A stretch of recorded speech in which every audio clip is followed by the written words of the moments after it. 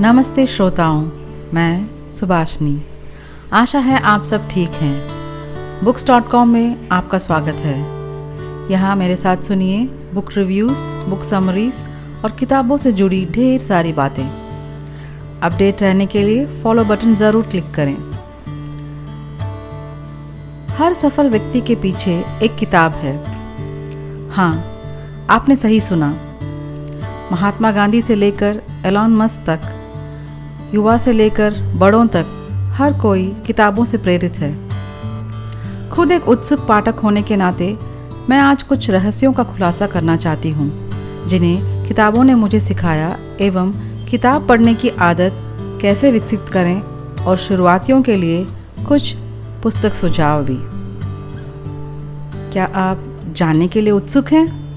सबसे पहला महत्वपूर्ण रहस्य यह है कि आप अकेले नहीं हैं। दुनिया के किसी कोने में किसी न किसी ने यही खुशी, यही दुख का अनुभव किया है जो आप आज महसूस कर रहे हैं। मैंने अपने प्रोफेसरों को कहते हुए सुना है कि साहित्य जीवन है, और मेरे ख्याल से यह सच है, क्योंकि मुझे आकार देने वाली कहानियाँ ही तो हैं जिन्हें मैं इतने सालों से बड़े चाव से पढ़ती आई हूँ। मुझे लगता है अब मुझ में दूसरों के प्रति बेहतर सहानुभूति है। दूसरों के विचारों और अपने फैसलों पर गौर करने की क्षमता बढ़ गई है। फिक्शन हमें दूसरे व्यक्ति के नज़रिए को बेहतर ढंग से समझने में मदद करता है, क्योंकि यह वास्तविकता के बजाय सापेक्षता पर निर्भर करता है। और मेरा मानना है दोस्तों, एक अच्छी प्रेरणादायक किताब का प्रभाव मानव मस्तिष्क पर सकारात्मक होता है, किसी दर्द दिल का दवा होता है, और इसीलिए हर मौसम का सर्वश्रेष्ठ साथी बन जाता है। दूसरा रहस्य यह कि एक अच्छा नेता बनने के लिए आपका एक महान पाठक होना ज़रूरी है।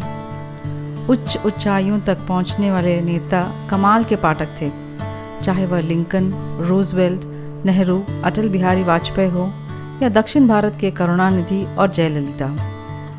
उनकी सम्मोहक भाषण कला और भाषा पर महारत उनके पढ़ने की आदत की देन थी। क्या आप जानते हैं कि 88% अमीर लोग पढ़ने के लिए प्रत्येक दिन 30 मिनट या उससे अधिक समय समर्पित करते हैं? 63% काम को आते जाते वक्त ऑडियो बुक सुनते हैं। लेकिन वे ऐसा क्या पढ़ते हैं? उनमें से ज़्यादातर मनोरंजन के लिए नहीं पढ़ते।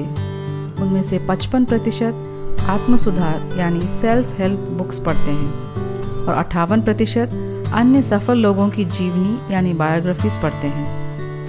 केवल 11% लोग मनोरंजन के लिए पढ़ते हैं। तो आप कब नेताओं के क्लब में शामिल हो रहे हैं? मेरा मतलब है पाठकों के क्लब में।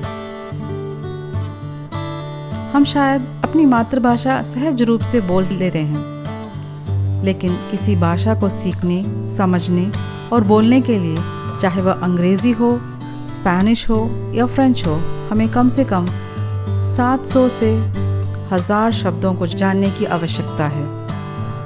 किसी खास भाषा की पुस्तकें पढ़ने से शब्दावली का विस्तार होता है और प्रभावशील बातचीत करने में मदद करता है।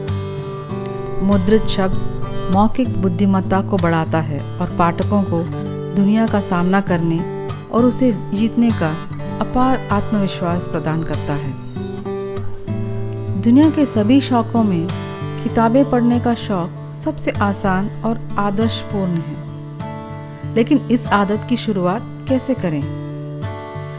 मैंने 11 साल के आसपास अपने पढ़ने की यात्रा शुरू की। मुझे याद है मेरे पापा ने मेरे लिए कॉमिक्स का एक गुच्छा खरीदा था जब हम ट्रेन से नानी के घर जा रहे थे। तब से हर साल छुट्टियों में नई किताबों की ताज़ी खुशबू का मैं बेसब्री से इंतज़ार करती। कई बार हम दोस्तों के सुझाव पर बड़ी मोटी किताबें उठा लेते हैं और उसे ख़त्म करने के लिए जूझते रहते हैं। मेरे साथ भी ऐसा कुछ हुआ है। मैंने मिडनाइट चिल्ड्रन किताब आधे में ही छोड़ दी।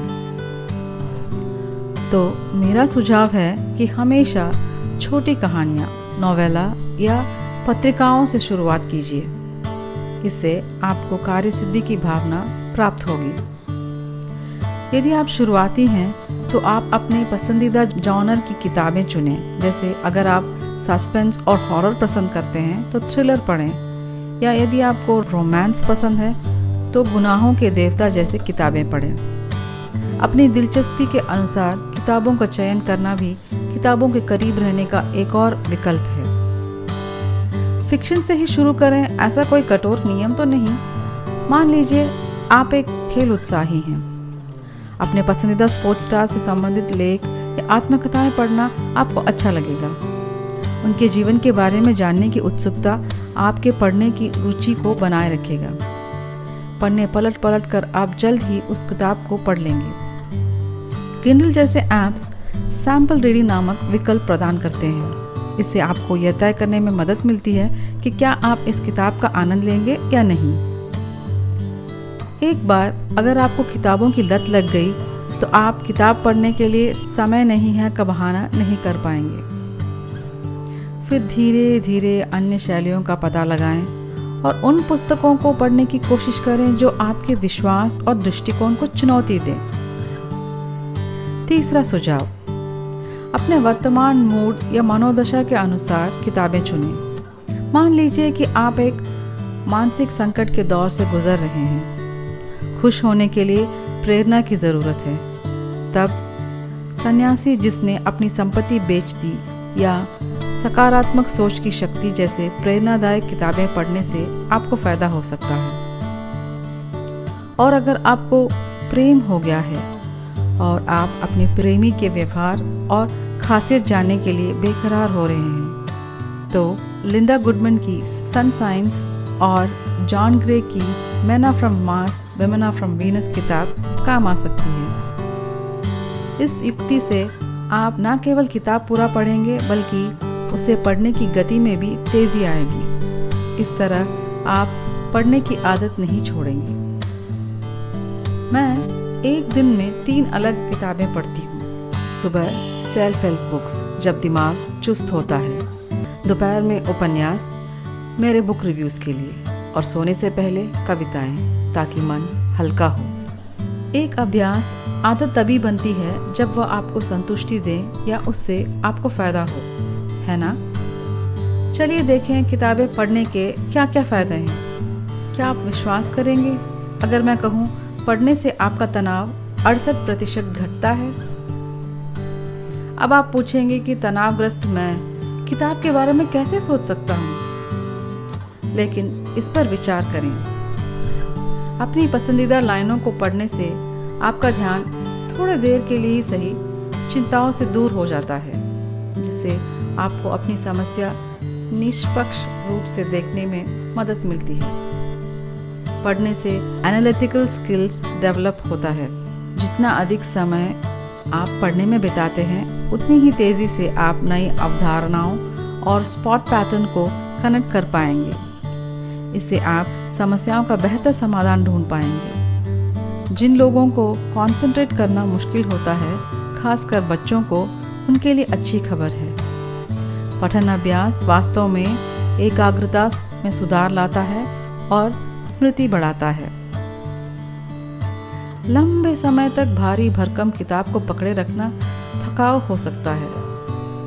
अब आप किंडल, स्क्राइब्ड, बुकलेट या कोबो जैसे ऐप्स से ई रीड कर सकते हैं, जो पर्यावरण के अनुकूल है और पॉकेट फ्रेंडली भी हैं। जी हाँ, वह कागज़ बचाते हैं और आप पैसे बचाएं। ई बुक की तुलना में पेपरबैक महंगे हैं। और तो और यात्रा करते समय हम सारी किताबें तो नहीं ले जा सकते ना, लेकिन हमारे मोबाइल में 1000 से अधिक पुस्तक आराम से आ जाएंगे। मेरे जैसे पाठकों के लिए जो एक दिन में कई किताबें पढ़ते हैं, यह एक वरदान है। इसके अलावा किंडल या अन्य ऐप्स का प्रयोग करते समय किसी को परेशानी नहीं होगी, क्योंकि यह ब्राइटनेस एडजस्टमेंट के साथ आता है। अब रात को बत्ती जलाने या बुझाने की नौबत नहीं आएगी। अच्छा, अब शुरुआती लोगों के लिए कुछ बुक सुझाव। चार्ल्स लैम की कहानियाँ, पोलो कोएल्हो की द अल्केमिस्ट, एन फ्रैंक की the diary of a young girl और हाल ही में आई हैरी पॉटर श्रृंखला। भारतीय लेखकों में रविन्द्रनाथ टैगोर की गीतांजलि, महादेवी वर्मा, सुमित्रा नंदन पंत, रामधारी सिंह दिनकर और गुलजार की कविताएं बहुत अच्छी हैं। फिक्शन में प्रेमचंद का गबन, निर्मला, अमृता प्रीतम का पिंजर, भीष्म साहनी की तमस और आर.के. नारायण के मशहूर मालगुडी डेज और स्वामी एंड फ्रेंड्स रोचक हैं। प्रेरणा के लिए डॉक्टर ए.पी.जे. अब्दुल कलाम की अग्निपंख, शिव खेरा की जीत आपकी और रॉबिन शर्मा की आपकी मृत्यु पर कौन रोएगा पढ़ने में बहुत बढ़िया है। फ्रांसिस बेकन ने कहा है कि कुछ किताबें चखने के लिए हैं, कुछ निगलने के लिए और कुछ चबाकर पचाने के लिए। किताबों से हम कई जिंदगियां जी लेते हैं, कई पहलुओं का अनुभव कर लेते हैं और कई संसार देख लेते हैं। तो है ना किताबें कमाल के। दोस्तों, जितनी जल्दी हो सके किताबें पढ़ने की अद्भुत आदत को अपनाएं। आशा है आपको यह कड़ी पसंद आई। अपने सुझाव और फीडबैक हमारे साथ ज़रूर शेयर करें। आप हमें सोशल मीडिया पर भी फॉलो कर सकते हैं। इंस्टाग्राम में books.com by सुभाषिनी पेज पर और यूट्यूब में books.com चैनल पर। जुड़े रहने के लिए धन्यवाद। आपसे books.com के अगली कड़ी में मिलते हैं। तब तक सुनते रहें books.com by सुभाषिनी।